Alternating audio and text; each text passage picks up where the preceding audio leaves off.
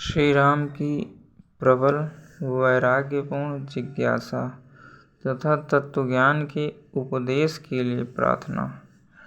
श्री रामचंद्र जी कहते हैं, मुनीश्वर, विषय भोग दुख रूप और अनित्य हैं। इस प्रकार विषयों में दोष दर्शन रूपी दावानल के द्वारा मेरा चित्त दग्ध हो निर्मल एवं महान हो गया। अतः जैसे जलाशयों में मृग तृष्णा का उदय नहीं होता, उसी तरह मेरे उस चित्त में भोगों की आशा अंकुरित नहीं होती। जैसे नीम के वृक्ष पर फैली हुई रसहीन गिलोय काल पाकर उत्तरोत्तर कड़वी होती जाती, उसी प्रकार यह सांसारिक स्थिति भी दिन प्रतिदिन तीव्र वैराग्य के कारण मेरे लिए अधिकाधिक कटुता को प्राप्त हो रही है। मनुष्य विविध चिंताओं से परिपूर्ण भोग समूहों एवं राज्यों की अपेक्षा चिंता रहित महात्मा पुरुषों द्वारा स्वीकृत एकांत सेवन ही मुझे अच्छा लगता है। सुंदर उद्यान मुझे आनंद नहीं देता, स्त्रियों से मुझे सुख नहीं मिलता और धन की आशा पूर्ति से मुझे हर्ष नहीं होता। मन के साथ साथ शांति मैं पाना चाहता हूँ। मैं ना तो मृत्यु का अभिनंदन और न जीवन का ही स्वागत करता हूँ। जिस तरह संताप रहित होकर स्थित हूँ, उसी तरह रह रहा हूँ। मुझे राज्य से, भोगों से, धन से और नाना प्रकार की चेष्टाओं से भी क्या प्रयोजन है। अहंकारवश ही मनुष्य इन राजयाद से संबंध रखता है, किंतु मेरा वह अहंकार ही गल गया है, अतः मेरे लिए इसकी आवश्यकता नहीं रह गई है। जैसे हाथी अपने खुरों के प्रहार से कोमल कमल को कुचल डालता है, उसी प्रकार कामदेव ने मानवती कामनियों के द्वारा मनुष्यों के मन को मथ डाला है। मुनींद्र, यदि अभी निर्मल बुद्धि द्वारा इस चित्त की चिकित्सा नहीं की जाती, तो फिर इसकी चिकित्सा का अवसर ही कहाँ रह जाएगा, क्योंकि रोग बढ़ जाने पर उसकी चिकित्सा कठिन हो जाती है। विषयों की विषमता ही विष है। लोक प्रसिद्ध विषय को वास्तव में विष नहीं कहा जाता, क्योंकि विष एक ही शरीर का नाश करता है, परंतु विषय जन्म जन्मांतरों तक जीव को मौत के मुंह में डालते रहते हैं। सुख दुख, मित्र भाई बंधु, जीवन और मरण, ये सब बंधन के कारण होते हुए वे ज्ञानी पुरुष के चित्त को नहीं बांधते।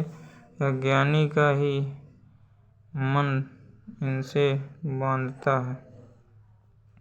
ब्राह्मण प्राचीन और अर्वाचीन बातों के जानने वाले महात्माओं में श्रेष्ठ हैं। इसीलिए जिस प्रकार मैं शोक, भय और खेद से मुक्त हो अर्थात ज्ञान से संपन्न हो जाऊं, वैसा उपदेश मुझे शीघ्र प्रदान कीजिए।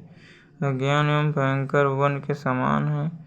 जैसे वन में मृगों को फंसाने के लिए जाल बिछे होते हैं, कांटेदार झाड़ फैले रहते हैं तथा जगह जगह बहुत से ऊंचे नीचे स्थान रहते हैं, उसी प्रकार अज्ञान रूपी वन भी विषय वासना के जाल से आवेष्टित दुख रूपी कंटकों से व्याप्त तथा संपत्ति विपत्ति रूपी ऊंचे नीचे स्थानों से युक्त है। महात्मन, जैसे रात में ऐसी अंधकार राशि नहीं होती जो चंद्रमा की चांदनी से नष्ट न हो जाती हो, उसी प्रकार संसार में ऐसी दुश्चिंताएं नहीं है जो उत्तम अंतःकरण वाले महात्मा पुरुष के संग से क्षीण न हो जाएं। आयु वायु से टकराई हुई मेघों की घटा से झरते हुए जल बिंदुओं के समान क्षणभंगुर है।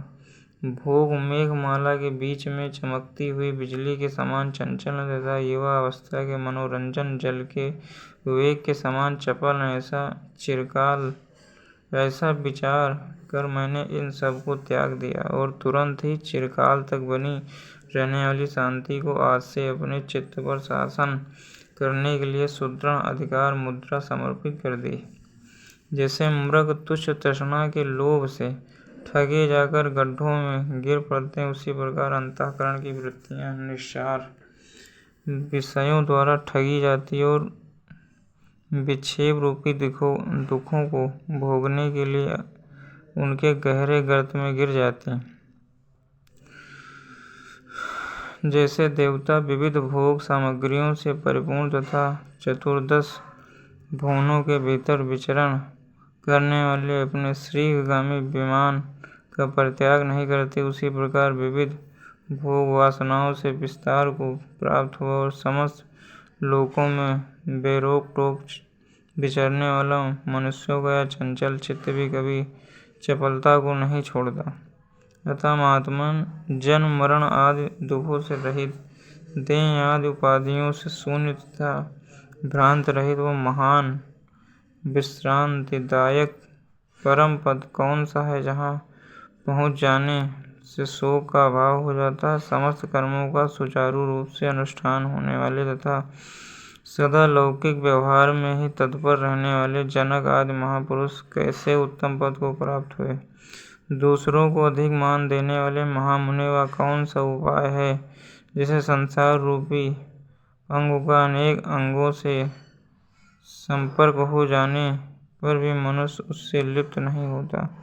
किस दृष्टि बुद्धि का आश्रय लेकर आप जैसे पाप रहित महापुरुष इस जगत में जीवन मुक्त होकर विचरते हैं। जिसे मोह रूपी मतवाले हाथी ने मत डाला है, जिसके भीतर काम आदि दोषों की कीचड़ भरी पड़ी, वह प्रज्ञा रूपी महान सरोवर किस उपाय से अत्यंत निर्मल हो जाता है। जैसे कमल के पत्ते से जल का लगाव नहीं होता, उसी प्रकार प्रवाह रूप से बने रहने वाले संसार में समस्त व्यवहारों का निर्वाह करता हुआ भी मनुष्य बंधन में न पड़े, इसका क्या उपाय है। संपूर्ण प्राणियों को आत्मा के समान तथा इस समस्त भोग प्रपंच को तिनके के समान समझने वाला और मन की कामादि वृत्तियों का स्पर्श न करने वाला मनुष्य कैसे श्रेष्ठ पद को प्राप्त हो सकता है। जिसने संसार रूपी महासागर को पार कर लिया हो, ऐसा कौन सा महापुरुष है जिसके चरित्र का अनुसरण करके मनुष्य कभी दुखी नहीं होता। वह प्राप्त करने योग्य कल्याण और फल क्या है। इस विषय संसार में इसे पार करने के लिए जैसे व्यवहार करना चाहिए, प्रभु मुझे तत्व का कुछ उपदेश दीजिए, जिससे मैं ब्रह्मा जी के द्वारा रचित इस अव्यवस्थित जगत का पूर्वापर समझ सकूं। इस संसार में ग्रहण करने योग्य वस्तु क्या है, त्याज्य वस्तु क्या है, तथा इन दोनों से भिन्न आग्रह एवं अत्याज्य वस्तु क्या है। मनुष्यों का यह चंचल चित्त किस प्रकार पर्वत के समान स्थिरता एवं शांति को प्राप्त करे।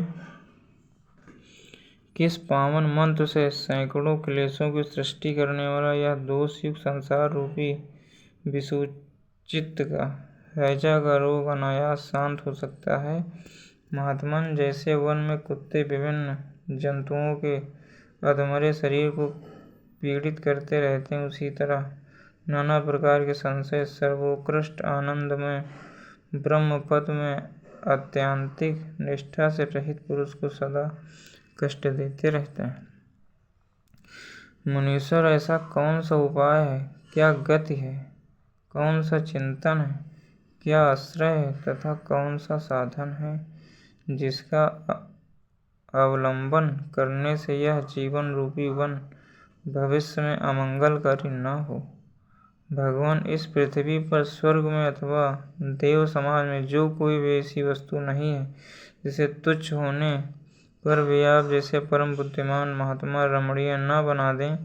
यह नश्वर संसार निरंतर दुखों से परिपूर्ण और नीरस है।